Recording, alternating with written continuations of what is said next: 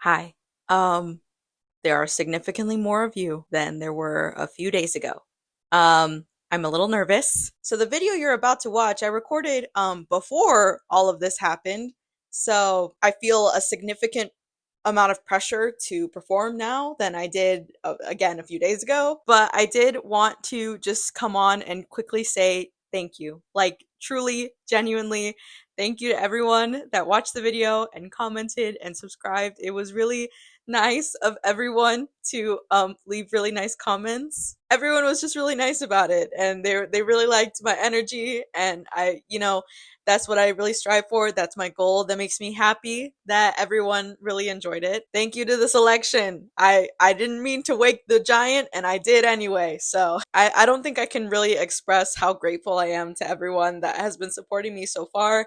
Even like my family members and everyone that has been encouraging me so far, along with all the new people that have joined. Even though I'm feeling a little anxious to continue, and like I really want to continue working hard and making good content for everyone. So if feel free to leave comments. Let me know if you like my content. If you want me to record anything or review a certain book that you like, also feel free to let me know. I would not be here if it were not for you guys. So really, truly, thank you. Literally, I was just like gonna go about my posting schedule like normal, and then now I'm like, oh my god, I'm a little scared. I'm not gonna lie. I'm very scared. But knowing that there's so many people that are supporting me and like my content and have been letting me know everything that they liked about my videos has been really helpful, and it's been really comforting. I'm scared, but I'm excited for us to continue this journey together, especially since there's so much more of us now. I'm planning on recording like a full-on celebratory video later on this week, so keep an eye out for that. Otherwise, yeah, I have some content that I was already planning on putting up,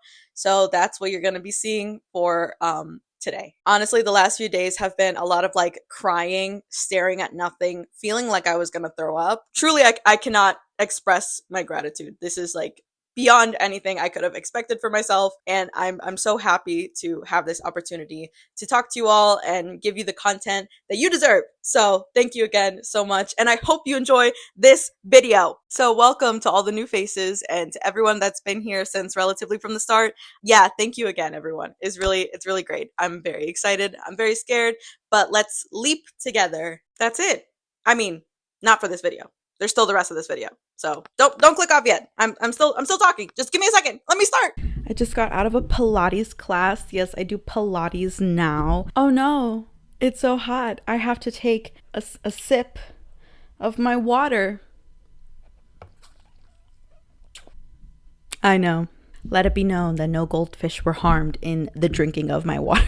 As you can see now, my poster is up and hanging in the studio. So slay me. Hello, welcome back. It is a new day, a new slay, and a new video where I have something to say. And today we are going to talk about a new book that I read for this week. But before I can get into that, I would first and foremost like to say thank you everyone for supporting me and the channel. My most recent, well, I guess by the time this goes up, it won't be the most recent, but one of my recent posts, the video for Aristotle and Dante, got really great reception, and I loved reading everyone's comments. It really warmed my heart to see that like everyone was kind of on the same page with me, or like some people were saying that like it really opened their eyes to like the book and that they wanted to read it now after hearing my review and hearing me talk about it. So that was really heartwarming. Thank you so much to everyone that commented. I really liked reading them. I read them in front of my family too. It was so nice. So thank you everyone for supporting me and the channel and following me and subscribing to me, and I really appreciate it. It's insane to think that like I'm already this far. Today we're going to be discussing the book Concrete Rose by Angie Thomas. This is the prequel to The Hate You Give, which I do have. You can't see it. It's up there. It's on the top shelf amongst all my favorites. I'm sure everyone has read The Hate You Give, but just in case you haven't, The Hate You Give follows Star Carter, and she is a high school student who unfortunately sees her best friend murdered by police in what is supposed to be a quote-unquote routine traffic stop. So the story kind of follows the court proceedings that follow afterward, after this incident with her best friend, after his death, how their neighborhood and the general public reacts. Essentially like her like call to action and talking about her experiences, especially because she witnessed the incident. She was in the car with him and like just going through that. Right. Okay. So the prequel actually follows her father, Maverick Carter, when he is in high school. I'm gonna just read the summary. Sometimes I'm really good about like summarizing what happens, but sometimes like the synopsis, the summary that the book gives you is just so much better. So let me say that. If there's one thing 17-year-old Maverick Carter knows, it's that a real man takes care of his family. As the son of a former gang legend, Mav does that the only way he knows how, dealing for the King Lords. With this money, he can help his mom, who works 2 jobs while his dad's in prison. Life's not perfect, but with a fly girlfriend and a cousin who always has his back, Mav's got everything under control. Until that is, Maverick finds out he's a father. Suddenly he has a baby, 7, who depends on him for everything. But it's not easy to sling dope, finish school, and raise a child. So when he's offered the chance to go straight, he takes it. In a world where he's expected to amount to nothing, maybe Mav can prove he's different. When King Lord blood runs through your veins, though, you can't just walk away. Loyalty, revenge, and responsibility threaten to tear Mav apart. He'll have to figure out for himself what it really means to be a man. So, funny enough that I should read this book shortly after finishing Aristotle and Dante and recording my video. I had recorded it like in March, I think like halfway through. I'm gonna try not to hammer the same like things that I mentioned in my Aristotle and Dante video, because I think like a lot of the same things kind of apply, although that one focused more on like emotional vulnerability and like that aspect in terms of masculinity.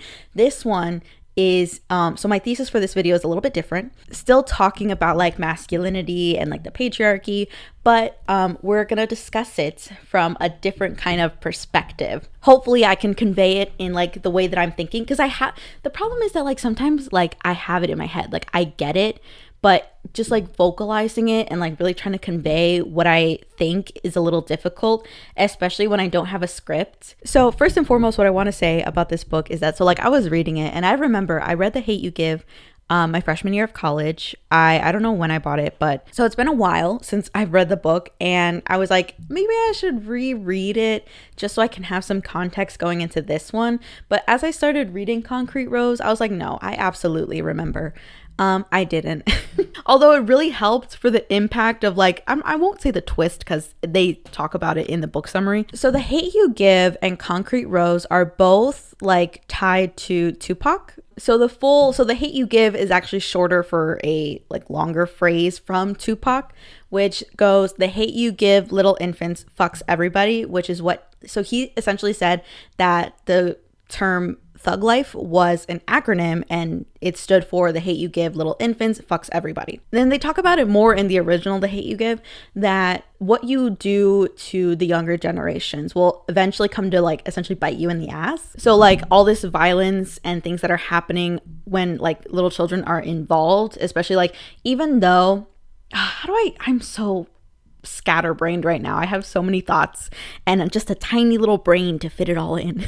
So I think it really speaks to having younger kids and like just in general, like a young generation of people in adult situations, and how like putting them in these positions where they have to witness things that children typically shouldn't in their development, things like financial strain or violence or whatever, and putting them in those positions where they're witnessing that, it affects their development, it affects how they grow up, and will eventually come back to bite all these people in the ass, specifically the older generations that put them in these positions. In The Hate You Give, it was talking about how like police brutality and systematic oppression against the Black community, how it's like very cyclical, and how eventually like that, all that hate, that violence that is committed against the Black community will come back to bite people in the ass once they go and fight back. Very powerful, very impactful to read as a freshman in college, I will say, for sure.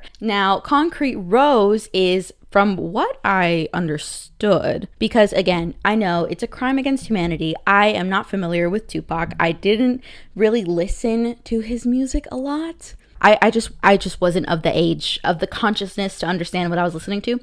I'm familiar with who he is. Okay, I'm sorry. So Concrete Rose refers to the rose that grew from concrete, which is a collection of poetry written between 1989 and 1991 by Tupac Shakur, published by Pocket Books through its MTV Books imprint. MTV had a book imprint?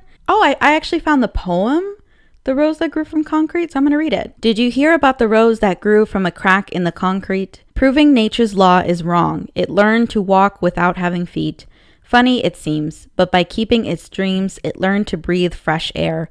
Long live the rose that grew from concrete when no one else ever cared. The concrete rose, as a metaphor, talks about being able to escape certain situations when people or societies or systemically it's not believed that you will. So in this specific instance, it's talking about Maverick Carter, Star's dad, and how him and a lot of other people in his community have essentially train themselves, condition themselves, not by their own doing, but because of society and systemic violence and things of that nature, that they can never escape their circumstances and that they will always be in those circumstances no matter what. So a concrete rose is essentially someone that is able to grow outside of what society says is capable, what they're capable of rather. So in this video, what I kind of wanted to talk about is the concrete aspect of that in this metaphor. What is the circumstances that people are kept in? We are running around in circles at the bottom of Maslow's hierarchy of needs. And if you don't know, I'm not a psychology person. I took an AP Psych class one time in high school. I got a 5 on the AP test. Maslow's hierarchy of needs is a motivational theory in psychology comprising of a 5-tier model of human needs, often depicted as hierarchical levels within a pyramid. So essentially it's describing what we need as humans, and it's divided into these stages on a pyramid. Insert graphic here. It's divided into these stages, but you can't move on to the next stage until you meet the needs of the one below it. So these stages are your physiological needs, safety and security, love and belonging, self-esteem, and self-actualization. So for example, with safety and security, it's things like health, employment, property, family, and social ability. So if you don't already have that, you can't move on to building friendships, family, intimacy. You can't have confidence, achievement, respect for others before you meet your safety needs. This hierarchy of needs is something that I think is also kind of depicted in this book, although maybe not 100% intentionally.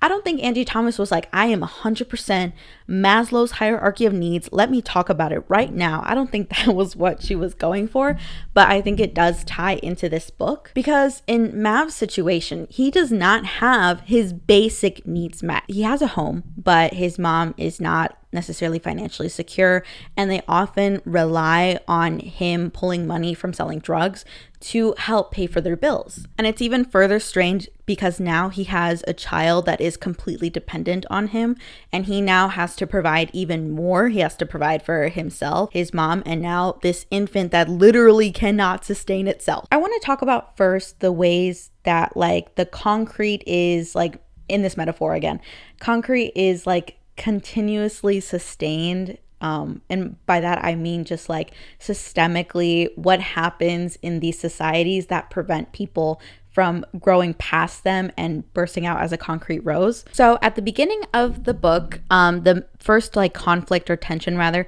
which I'm gonna say it opens up really well. We're already in it. She does not give you a minute to breathe. No setup. The first chapter ends with Mav saying oh yeah, my whole life is about to be changed today because I'm gonna find out whether or not I'm a father. Oh my god. The story starts with this girl Aisha. She got pregnant and had a son. It was at a specific point where she was unsure of who the father was. It was either Mav or his friend King, who is mentioned in The Hate U Give. So they go to the clinic to do a DNA test to figure out if the baby is his, which originally, so this baby is 7, who is also mentioned in The Hate U Give. Originally his name is King as well, but they changed his name to 7. And the reason that I wanted to bring this up is because, okay, again, spoilers. So later on in the book, Mav's girlfriend, who we find out is Stars, and her little brother Sakani. So their future mother, but his current girlfriend Lisa, she ends up getting pregnant by Mav as well, but we see a stark difference between her and Aisha's circumstances, where Aisha has to go to a public clinic that's in their neighborhood, and she goes to a very official, fancy doctor's office because she is of like a higher class than Mav and the other people in his neighborhood. And something that I thought of when I was reading the book, and like something that I frequently think about when reading about this kinds of topic in books, is like the stigmatization of sexual education and reproductive health. I'm going to go on a mini side tangent, but when in the book I read that Lisa was pregnant, I had mixed feelings about her decision to keep the baby, and let me tell you why. I of course know that we would not have the hate you give if she ended up not having the baby. There's so much media that we consume where people, for whatever reason, under whatever circumstances, find themselves pregnant and decide to keep the baby. There's very few instances that we see on television or in books or in movies where these people decide, no, I am not going to have the baby. And I think that, like, obviously both scenarios exist. People choose to have children and they choose not to, and that's fine to depict both sides of that. But I think it's harmful that, and frequently, more often than not, that people will show situations where people get pregnant and that they're like, they have to keep the baby. There's no other option. There's no other choice. And I felt it was a little uncharacteristic of Lisa to decide to have Star, only because prior to this, she's like, oh, I have all these dreams, aspirations, and there's really no like inkling where you're like, oh, she has expressed that she would like to have children, or she has expressed that like if she were to get pregnant that she could never choose to have an abortion. So there's really no characterization of her that leads me to believe that she would make that choice. If anything, there's so many reasons and so many ways that like her character is depicted in which you would assume that she would choose not to have the kid, especially because of her parents, her situation, her like family structure, just who she is as a character. It like never occurred to me that she would decide to keep it. But then I'm like, wait, but that's Star. It made me think. I was like, okay, what like TV shows or books or whatever, what have I consumed that depicted somebody making the choice not to have a child? And I could only think of two examples. Number one being Grey's Anatomy, Christina Yang, when she decides that she does not want to have a child. And it bothers me because the second one was Euphoria. I didn't even watch Euphoria. I just happened to get like a TikTok of the scene with Cassie when she decides that she's going to have an abortion. This cannot be the only two examples that I know of. Which again, I'm not going to stigmatize anyone's choices about whether or not they choose to have children or not, because of course, like it's everyone's choice. And as someone that is not currently pregnant, I have no say. So I bring this up to say that, as we know, in lower income communities, more often than not, we see that things like sexual education, reproductive health are lackluster, to say the least. And of course, like procedures like abortions or getting Plan B pills or things of that nature can oftentimes be extremely expensive. So when you're already in a lower income circumstance, you don't necessarily have the same access to those resources. And there's also a social component to it where more often than not, it's stigmatized once someone gets pregnant. And the idea is that like, well, you made the mistake. This is the consequence of your action. So you need to own up to it. And we don't necessarily always allow people the luxury of having options. And we don't see that luxury in lower income communities as we do in higher income communities. But what I did really enjoy about the book is that they kind of combat this idea that like once someone gets pregnant that their life is quote unquote over. And Lisa frequently says like, my life isn't over. It's just going to be different, which of course is the reality. I mean, like given that you have certain opportunities, support systems, and like resources, you could of course accomplish anything despite having a child. Having a child doesn't necessarily mean that you're condemned to like having your life revolve around this being like 24/7. You can have your cake and eat it too. And I think that's something that was really beneficial to have depicted in this book, and to show that Lisa still had dreams, aspirations. She still wanted to go to college, and she was still going to do all of that stuff despite being pregnant. But I can't ignore the fact that like, imagine if Lisa or Aisha never got pregnant, or in like a different scenario, if they decided not to have their respective children, how their life could have turned out, what other opportunities they each could have respectively had that weren't set back by having a child. Because in Lisa's specific circumstance. She had like, she's of a higher class than Mav. She was going to an excellent school. She was getting scholarships for playing basketball. Obviously, her parents were financially well off. So if she decided to go to college after graduating, it would have been easier compared to when she is pregnant and her parents kick her out. So they essentially cut her off. Imagine if she did have that opportunity and she was able to grow without that like setback. I categorize this as like one arm in this like system, this cycle that keeps people like below. Because again, I think that like if Lisa, Aisha, Mav, all these other people in the story, if they had like proper access to like sex education, they knew their options, they were like well versed in reproductive health, their situation might not have happened. Aisha might not have gotten pregnant. Lisa might not have made her choice the way that she did. And again, either way, like that's nothing on them specifically, but I think that's another way that like people can't necessarily escape their circumstances because they are, and I don't want to make it seem that like kids ruin everything, but like they are definitely like a wrench in your plans, right? Like you might have like a certain idea of how your life is going to go out, but like you have to kind of like go on a detour when you have kids. And sometimes more often than not, you can't get back on that path right away or ever, especially in a lower income community. Because Aisha has Mav's baby and because Lisa is now pregnant, this leads to my second arm in this cycle, which is financial strain. Obviously, this is something that no one can argue about. If you want to escape a certain circumstance, you know, being in like a low income community, not having the best resources, the way to get out of that is by having more income, being able to afford to move to like a better neighborhood, places with better schooling and better doctor's offices and better parks and all these things.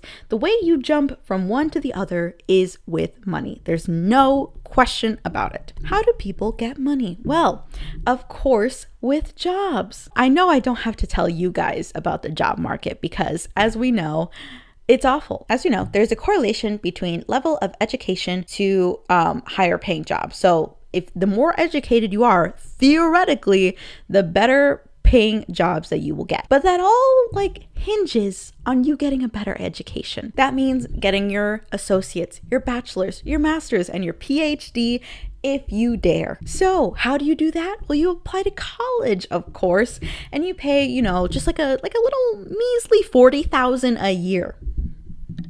Let me put it to perspective, okay? If you're coming from like a low income background and you want to pursue further higher education so that you can have a better paying job, but you can't afford that higher education, what's the likelihood you're gonna go into higher education? None. And if you do, you'll get put into such immense debt that'll never go away even if you die. Yes, federal student loans don't go away even if you die. They just get passed on to your relatives. So more often than not, some people might decide, you know what?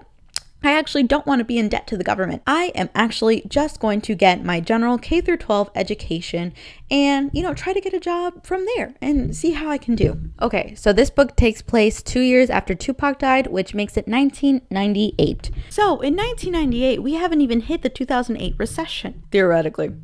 We're not in the same like job market that we're in now, where there's people with master's degrees that are applying for entry-level jobs that they can't even get. Overall, for this book, my general emotion is anger. It makes me so angry thinking about like this like cycle of just like where you just can't get out of your circumstances. You can't get out of your situation if you just don't have enough money, and it's so frustrating because like it's not even something you can control. What is a person to do? They can't get higher education because they can't afford it. They can't get a good paying job because they don't have higher education, and all the entry-level jobs think that you can live off $10 an hour in an economy where you can't even get a meal for $10. So what is a person to do? Well, more often than not, and as we see in The Hate U Give and in Concrete Rose, people might decide to turn to another form of income that is not legal. In Concrete Rose, Mav, King, and a few of the other like kids that he goes to school with decide that they are going to start selling drugs for the King Lords. And he specifically voices his frustrations that they are only allowing him to sell They don't let him sell like any hard drugs, even though they would like theoretically make him more money. His older cousin, Dre, is specifically like, he doesn't want this life for him. He doesn't want him to fall down this path of like becoming a king lord, getting into like all this like potential legal trouble. Because Mav's dad at this point is in prison serving time, like assumedly drug related charges. So he doesn't want that same fate to happen to his cousin. So he's only allowing him to sell a little bit just to help like pay for bills or whatever. He understands that in their like circumstances that there's just not enough money to pay for their basic needs. So he's like, okay, here's the compromise. You can sell something that is like relatively low, for a lack of a better term, but like you absolutely cannot sell any of these harder drugs. But he ends up doing it anyway with the help of King. So he's able to get in more money. But after he finds out that Seven is his son, he's like, okay, I have to like kind of clean up my act, go straight so that I can support my son. He gets a job at a supermarket from his neighbor who's like, you know, like I guess his friend or whatever. So he gets a job at a supermarket and he's like, it absolutely cannot pay for all the expenses that a baby needs. He's like, I can't do it. But he's trying so incredibly hard because that's like, quote unquote, the proper way that he's supposed to get money. Like he's really trying not to get into selling drugs for the King Lords. So this is a part I did want to read in the book. So at the end of part 2, this book is split into 3 parts. At the end of part 2, Mav is with Lisa at the doctor's office as she's getting her checkup. So Mav is trying to pay for her copay, which is $20. So Mav finds out very quickly that he does not have enough money to pay for this copay. Lisa has an older brother, which I forget what his name is, but they also call him Carlton. I'm gonna just call him Carlton because I don't care to know his real name because he's an actual dickhead. So Mav like can't pay the copay and Lisa's like, oh, like he's trying to pay, but he doesn't have enough money. This dude pushes a 17-year-old kid aside and is like, how are you gonna provide for my sister? Like, you don't even have any money. And then he like specifically says, he's like, come on, Lisa, I'll take you out to eat, which is more than this thug can do. So this specific instance really emasculates Mav. He is absolutely crushed. He's like, I can't even pay $20 for a copay for the woman that is carrying my child. So he says, she followed her brother out of the doctor's office, and I'm left alone with a stick of gum. Lisa depending on me, Seven depending on me, and so is my new baby. It's real clear that I can't do much for any of them with what Mr. Wyatt paid me. If I can't pay a $20 copay, I damn sure can't pay for diapers or food. The way Dre wanted me to live just don't work. I gotta get back in the drug game. So he's in a situation that, again, was not 100% of his control. If Aisha didn't have the baby, if Lisa didn't have the baby, he wouldn't be financially stressed. If they had better resources and knew their options and their choices and were able to like be able to financially support a child, then he wouldn't have to be in the situation where he's completely stressed and he thinks this is his only option, which thus leads to the overall cycle that we see him kind of fall into. And it started in like, it's set up that it started with his dad and his mom. Obviously they had him and they couldn't financially support him. So his dad got in the drug game. He became one of the King Lords. Eventually he starts selling drugs and bringing in a lot of money, which is like great for the time being, but obviously not long term. Eventually he gets arrested and is serving, I think they said like a life term. So he gets arrested and he leaves Mav and his mother to essentially fend for themselves. As a kid, Mav has an option to not, go down that path, not associate himself with the King Lords, but in their community where there is a rivalry between the King Lords and the Garden Disciples, his dad tells his mom that Mav should align himself with the King Lords so that he will have protection, which is the first introduction that he has with the King Lords. By aligning himself with them, even though he doesn't sell drugs for them, doesn't do this and that, he's not like really in it, he's still in the gang, and that's not something you can leave easily or willingly. Mav says that if you want to leave the King Lords, the only way you can do it is by taking a charge for someone else. That means if someone is supposed to get arrested for X crime, that you get arrested and take the fall for them in their place, or you have to endure a beating from the other members. And he specifically talks about this instance where it was like a high school age kid, I forgot what his name is, but he wanted to leave the King Lords because he had a football scholarship and that was full ride and he was going to be able to go to college. They beat him so thoroughly that he could not play football anymore, so it was essentially for nothing. So now he's in that.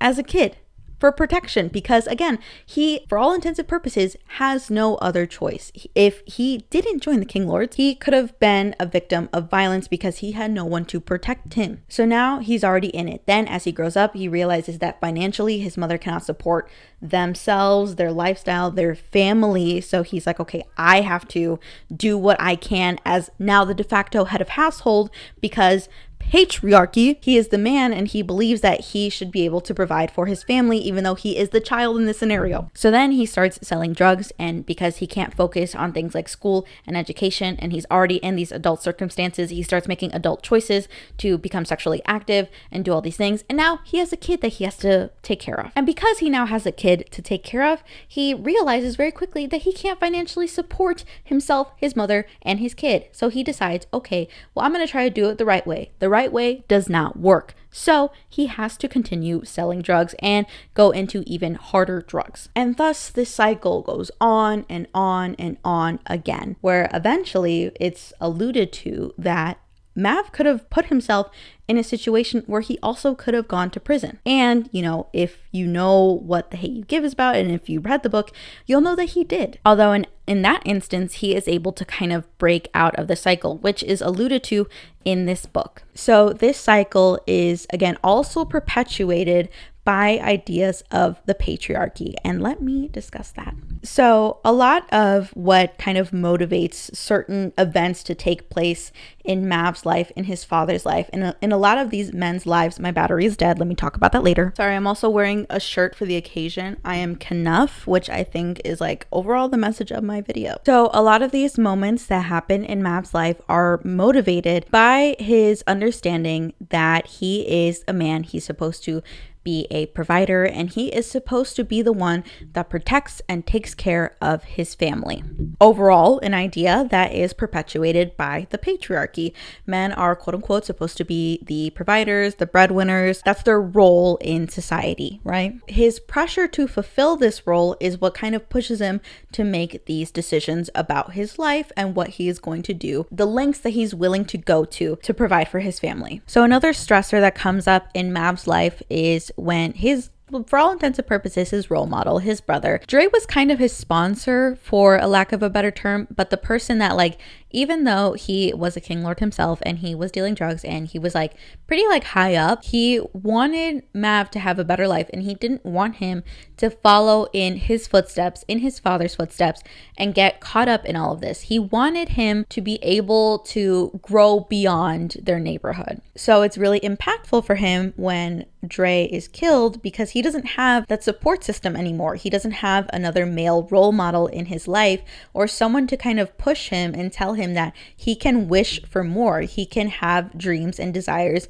and he can want more out of his life than what is kind of set out for him. So for lack of a better term, most of the book kind of hinges, like the last half of the book hinges on whether or not a specific canon event will occur in his life. We see him kind of going down this path, again, as I outlined at the end of part 2, that he was going to decide that he needed to continue selling drugs for the King Lords. Simultaneously, he wants vengeance for the death of his cousin, for Dre, because someone shot him, but they don't know who. At first, he's like, okay, the King Lords are going to take care of it. Everything is going to be fine. He eventually realizes that they didn't get the right guy, the person that they thought killed Dre. So there's another kid, his name is Ant, who is like, he's also a high school age kid, right? It's kind of like a red herring where the reader is supposed to think that he's the one that kills Dre, but he's actually not. And he ended up dying in another altercation that happened at like a football game. Mav at this point thinks that it was him that killed Dre. So he's talking about like his funeral and like what happens afterward with Ant. And I wanted to read it because I was like, oh my God. He says, "The person who killed my cousin got killed.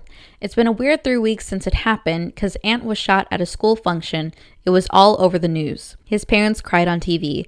And I realized he'd had parents, like Dre. Some kids at school were really tore up over his death. And I realized he had friends, like Dre. At the stadium, he got a memorial in the parking lot with flowers and balloons, like Dre. Everybody get mourned by somebody, I guess." At his current point in his character arc, he's not developed enough to understand that Ant is another victim in this cycle, this systemic oppression and violence of the children in his neighborhood. He doesn't quite understand that Ant is only a byproduct of his environment, because like his character is someone that was constantly getting into fights, kind of like egging people on, because he's not a king lord, but he's like in this gang, he's in these circumstances where he believes like that's what he kind of like has to do. It forces Mav to see him as a whole person, somebody that had people that cared about him, somebody that had people that would be upset that he was gone. When you don't see someone as a whole person, it helps you in your mind to not see them as a human. It helps you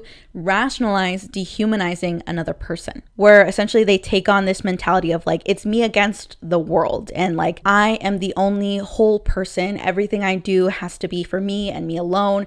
And I don't care who gets hurt on my, quest for money or security or whatever. So shortly after Dre's death, Mav goes to talk to Mr. Wyatt, and Mr. Wyatt is the first person that kind of allows him to feel his grief and express his grief in a healthy way, because at this point, Mav is like really consumed in his anger. He really wants to get vengeance for the death of Dre. And Mr. Wyatt is kind of like forcing him to be like, well, like, don't think about like those like necessarily angry emotions that you have. Like, how do you really feel about the loss of your cousin? Let's talk about how you feel. And he says, I can't sit around over Dre. I gotta be a man. Mr. Wyatt don't say anything for a real long time. He sighs. Son, one of the biggest lies ever told is that Black men don't feel emotions. Guess it's easier to not see us as human when you think we're heartless. So Mr. Wyatt as a character is one of the people in his life that makes up his support system, even though he's very hard on Mav and he, for more or for less, has like a tough love kind of relationship with him. He is the person in his life that lets him know that he absolutely can make it out of their situation, of their circumstances, and grow beyond their neighborhood. And truly, it's characters like Mr. Wyatt, Mav's mom, Lisa, like the other people in his life that help him break out of the concrete. So this canon event that I kind of alluded to earlier was Mav deciding that it is up to him to take revenge on Dre's death. He finds out that it's actually this person named Red that killed Dre, as stressors are leading up in his life as he's getting deeper into selling drugs, trying to make money to support Seven and support his mom and his newborn baby. Well, I guess it's not newborn yet, it's still in the womb. Support Lisa and kind of like live up to this version of himself that's supposed to be a man that he thinks he should be in his mind. The last kind of like final transition into him becoming a man is for him to kill Red. So the climax of this story is him going to find Red. He gets a gun from King and essentially going to kill him as he has the gun pointed as Red is begging for his life. As we learned earlier on in the book, Red has his own child that he's looking after, the mother of his child that he's looking after, and he is like, for all intents and purposes, like a mirror to people like Mav and his father and all these other people that he's around that are in these circumstances where they're having to make choices that necessarily they wouldn't make if they weren't in that circumstance. And when he's talking about like that moment leading up to when he is going to shoot Red, he says, I got the power to make Red stare at nothing, have his blood and his brains leaking onto the concrete. I just gotta do it. I just gotta finally be my father's son.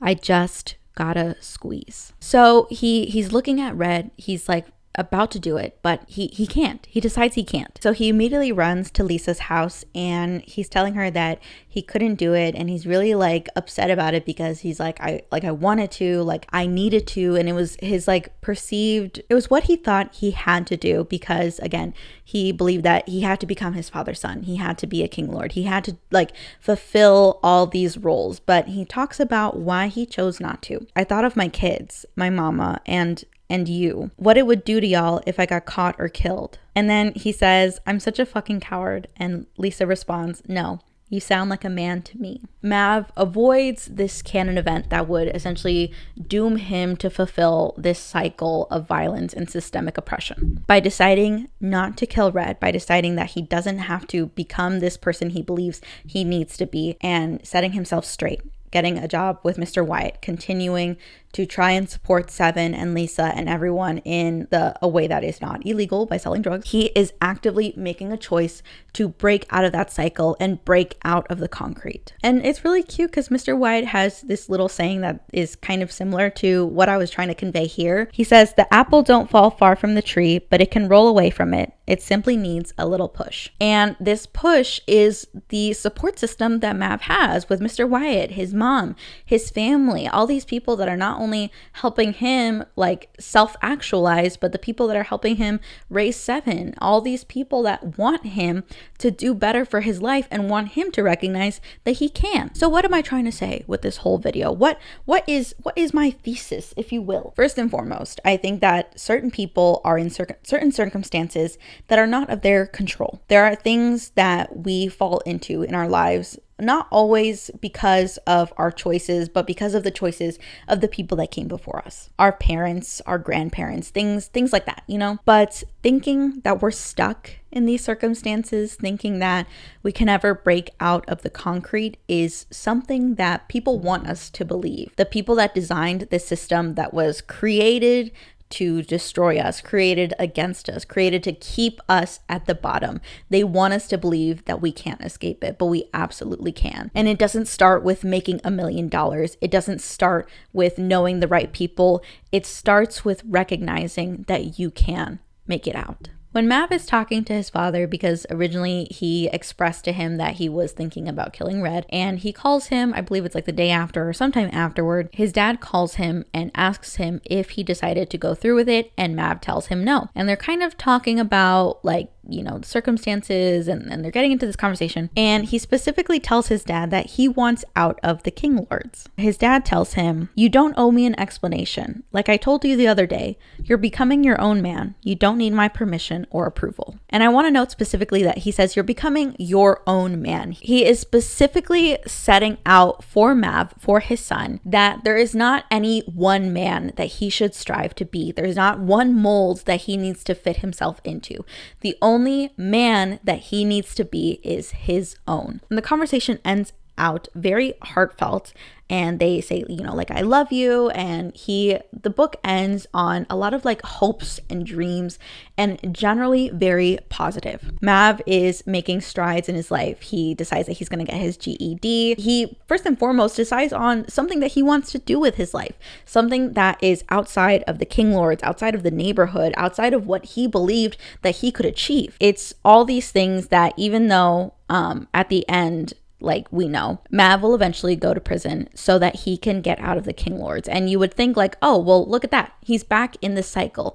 But he's not. As we know in The Hate U Give, Mav was able to overcome eventually going to prison, overcome all the things that he endured in his childhood to provide a better life for his children. And that all started by the choices that Mav made. It started with him breaking out of the concrete and becoming a concrete rose. Overall, what I want to leave everyone with is that absolutely there are things that we cannot control. The circumstances that we are born into aren't always things that we can, you know, have a say in. But this rhetoric that we are powerless, that we can't get out of these situations, that there is a limit, a ceiling, if you will, to our potential, our growth. There is a place where we just can't get past, is a lie. It is an idea that they want to sell to you so that you don't try for better, but absolutely it is not true. You can also break out of these circumstances. And of course, there are things that, like, very real obstacles that are crazy hard to overcome. Things like, you know,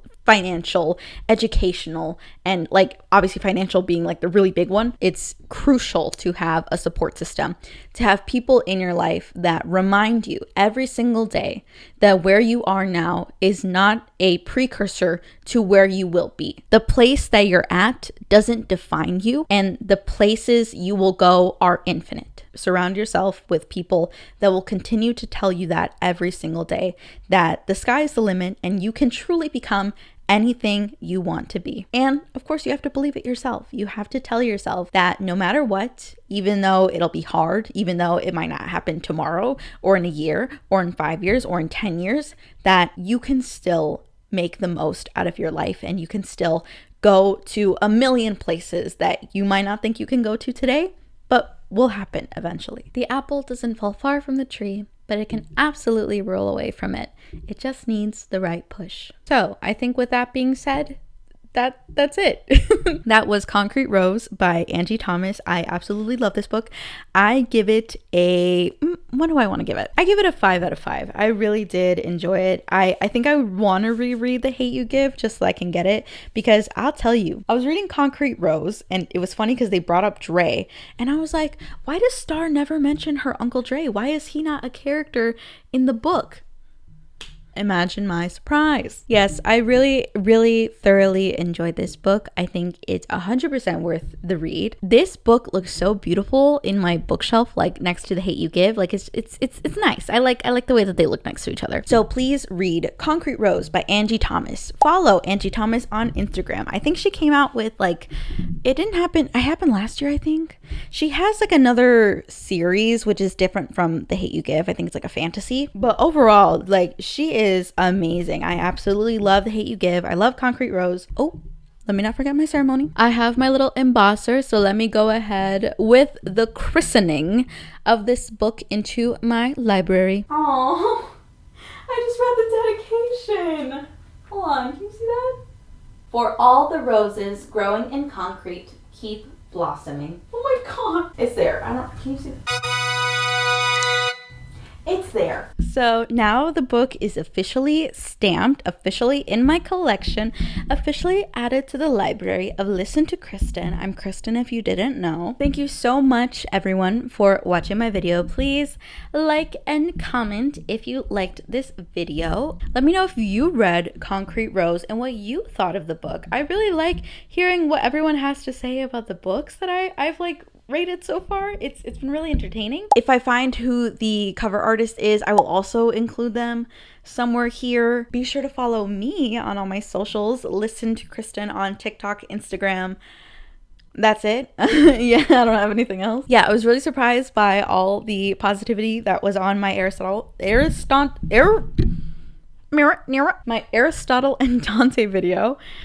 It was really exciting, so thank you everyone who watched that video and commented and liked and everything. It was really heartwarming. I really appreciated it. I'm very hot. We're gonna have to turn on the AC in the studio eventually because I am cooking in here. I think I'm gonna go get Chipotle. And yeah, I think that's about it. Thank you so much, everyone.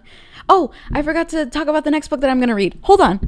I'm forgetting how these videos go, apparently. Anyway, so the next book that I will be reviewing, I know I said that this video was supposed to be Brick, Dust, and Bones.